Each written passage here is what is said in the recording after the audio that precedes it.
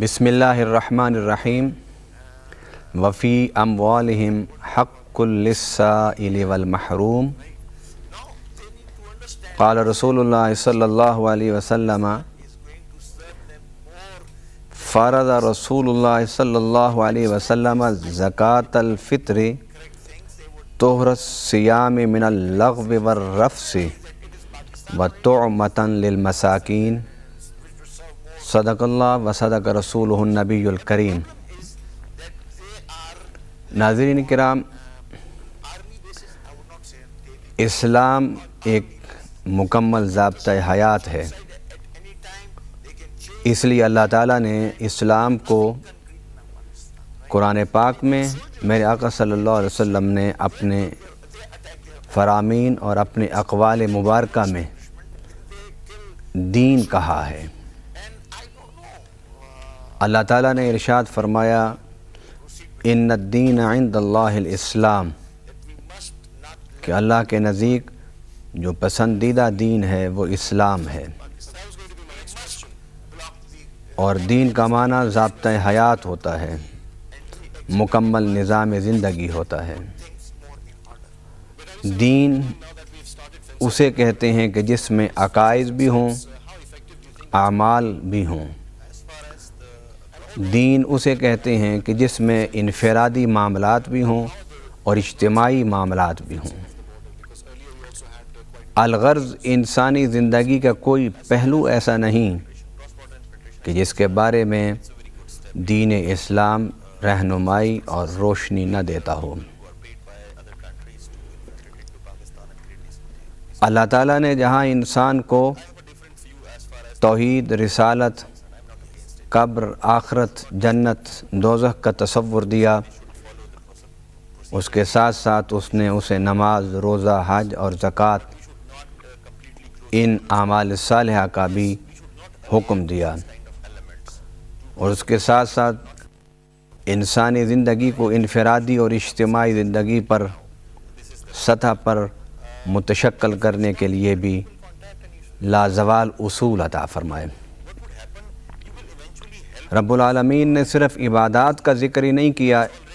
قرآن میں اور حدیث میں، عبادات کے ساتھ معاملات کا بھی ذکر ہے، عبادات کے ساتھ اقتصادیات اور معاشیات کا ذکر بھی ہے، عبادات کے ساتھ نظام عدالت اور نظام تعلیم اور نظام صحت کا ذکر بھی ہے۔ اللہ تعالیٰ نے قرآن پاک میں دو ٹوک لفظوں میں ارشاد فرمایا کہ جو زیادہ پیسہ کماتے ہیں ان کو اللہ تعالیٰ نے زیادہ صلاحیتیں عطا فرمائی ہیں، عقلی صلاحیتیں اور جسمانی صلاحیتیں، جس کی بنیاد پر وہ دوسرے افراد معاشرہ سے زیادہ خیر، برکت اور رزق اپنے لیے اکٹھا کر لیتے ہیں۔ تو جب یہ سب کچھ اللہ تعالیٰ کی دی ہوئی صلاحیتوں کی وجہ سے ہے تو پھر ارشاد فرمایا وفی اموالہم حق للسائل والمحروم، کہ جو تم کما کر گھر لاتے ہو تمہاری سوچ کے مطابق اس میں تو صرف حصہ تمہاری اولاد کا اور تمہارے والدین کا ہے، نہیں، اس کے ساتھ ساتھ معاشرہ کے وہ افراد جو سائل ہیں، اپنی ضرورتوں کے لیے مانگنے پر مجبور ہو جاتے ہیں، ان کا حق بھی تمہارے مال میں ہے۔ اور اس کے ساتھ ساتھ معاشرے کے وہ افراد جو مانگتے تو نہیں مگر اپنی بنیادی ضرورتوں سے محروم ہیں، ان کی بنیادی ضرورتوں کی کفالت یہ بھی معاشرہ کے ان لوگوں کی ذمہ داری ہے کہ جن کو اللہ تعالیٰ نے وافر رزق عطا فرمایا ہے۔ آپ اکثر سنتے ہوں گے کہ مالداروں کو، سرمایہ داروں کو، جن کے پاس اللہ تعالیٰ نے وافر رزق دیا،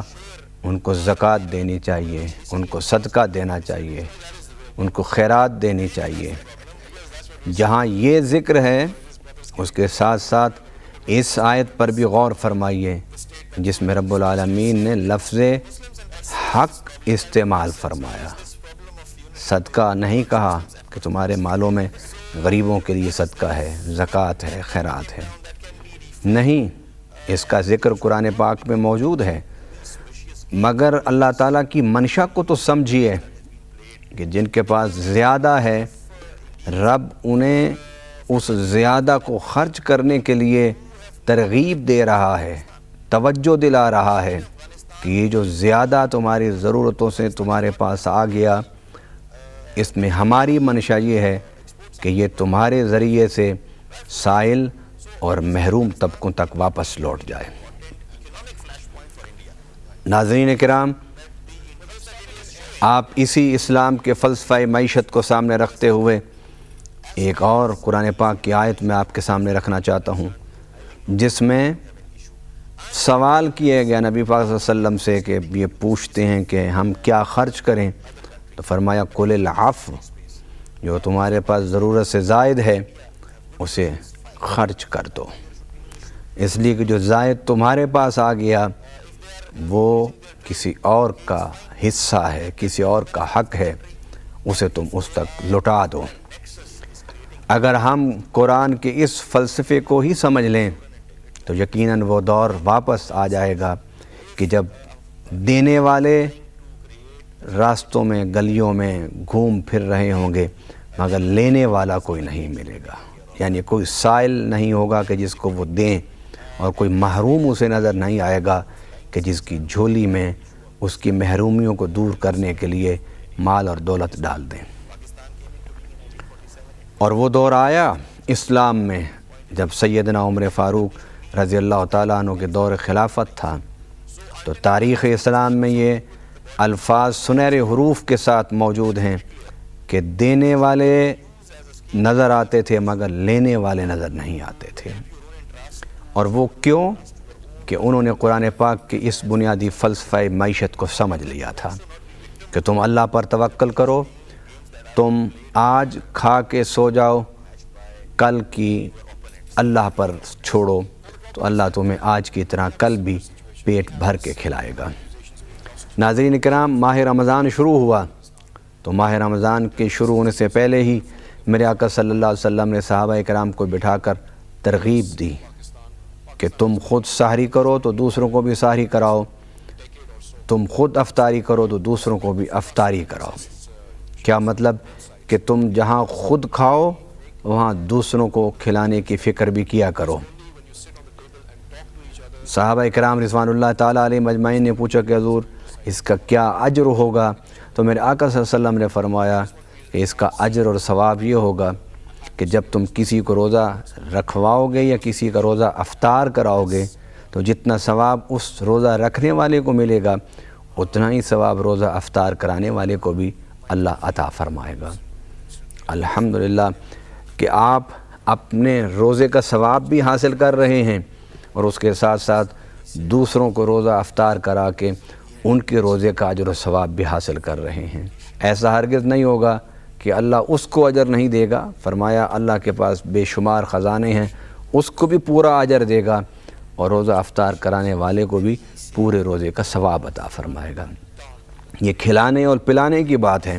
تو ایک صحابی نے کہا حضور صلی اللہ علیہ وسلم سے عرض کی کہ حضور اگر کسی کو افطاری اور سحری کرانے کی استطاعت نہ ہو تو وہ یہ ثواب کیسے حاصل کر سکتا ہے؟ تو میرے آقا صلی اللہ علیہ وسلم نے فرمایا کہ وہ کسی کو دودھ کے ایک گھونٹ پر اور آدھی کھجور پر اگر روزہ افطار کرائے گا تو اسے بھی پورا ثواب اللہ عطا فرمائے گا۔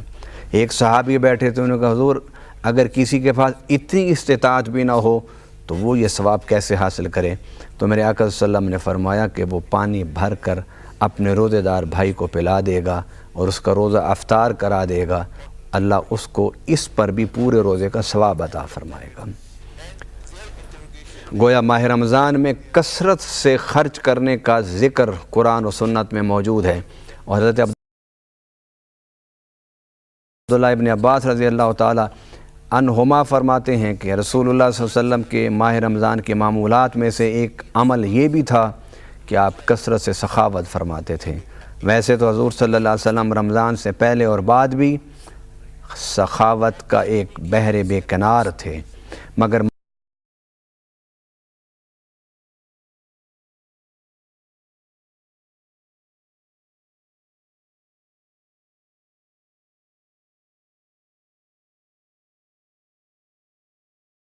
بجا لانے ہیں، وہاں حضور صلی اللہ علیہ وسلم کا یہ عمل ہمیں یہ سمجھا رہا ہے کہ میری سنت کو سامنے رکھتے ہوئے اگر رب نے تمہیں استطاعت دی ہے، طاقت دی ہے،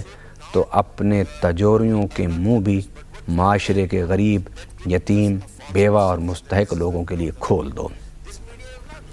ناظرین کرام، اب دیکھیے کہ رمضان جب ختم ہوتا ہے تو عید کا تہوار آتا ہے، تو اس عید کے تہوار میں ہر گھر میں خوشی پہنچانے کے لیے میرے آقا صلی اللہ علیہ وسلم نے ارشاد فرمایا۔ کیا ارشاد فرمایا؟ فرض رسول اللہ صلی اللہ علیہ وسلم، کہ رسول اللہ صلی اللہ علیہ وسلم نے فرض فرما دیا۔ فرض،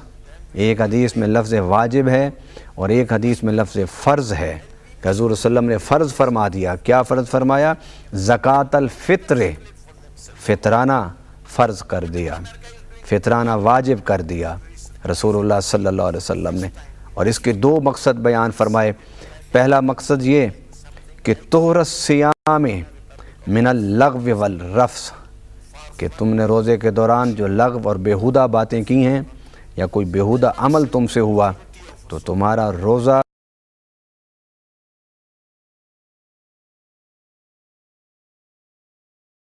صدقہ فطر دینے سے پاک ہو جائے گا۔ اور ایک اور حدیث میں میرے آقا صلی اللہ علیہ وسلم نے فرمایا کہ تمہارے روزے آسمان اور زمین کے درمیان معلق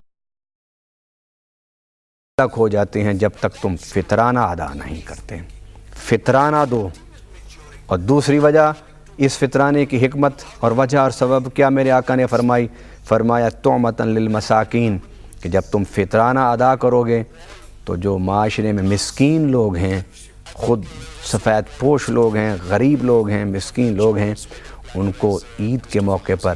کھانے اور پہننا میسر ہو جائے گا۔ ذرا دیکھیے تو صحیح، قرآن پاک کی طرف آئیے، میں ایک آیت آپ کے سامنے رکھنا چاہتا ہوں، اور اگر ایک آیت، یہی آیت جو میں آپ کو سنانا چاہتا ہوں، اگر ہم اسے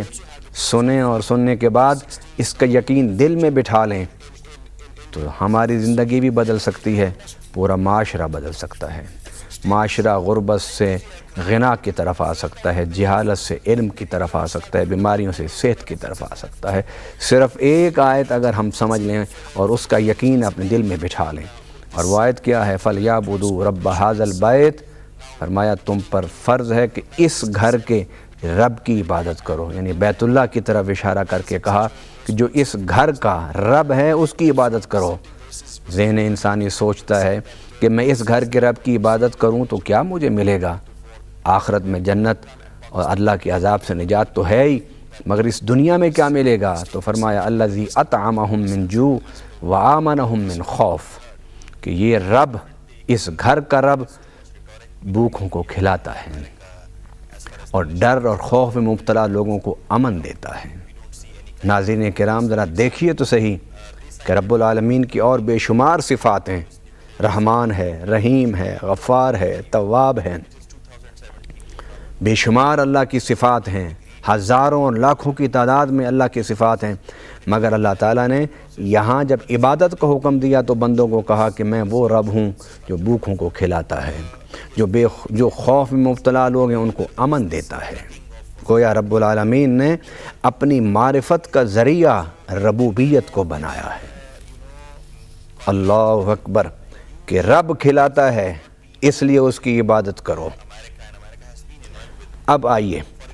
کہ رمضان کے مہینے کے اختتام پر عید الفطر کے لیے رسول اللہ صلی اللہ علیہ وسلم نے معاشرہ کے متمول لوگوں پر فطرانہ